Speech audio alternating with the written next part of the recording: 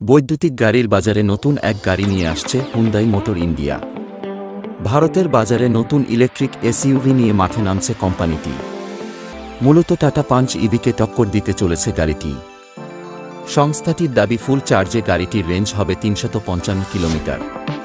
ডিজাইনের দিক দিয়ে বেশ কম্প্যাক্ট এই গাড়ির নাম দেয়া হয়েছে হুন্দাই এক্সটার ইভি। আকারে ছোট হওয়ায় পার্কিং নিয়ে ঝামেলা থাকবে না গাড়িটিতে। ইলেকট্রিক গাড়ি হওয়ায় সিটি রাইডিংয়ের ক্ষেত্রে ভরসা পেতে পারেন ক্রেতারা।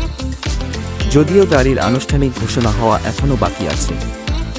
আন্তর্জাতিক বাজারে বিক্রি হওয়া হুন্দাই ক্যাসপারের উপর ভিত্তি করে এই 4 চাকা বাজারে ছাড়বে কোম্পানিটি। এর আগে হুন্দাই কনা নামে একটি ইলেকট্রিক গাড়ি লঞ্চ হয়েছে ভারতে।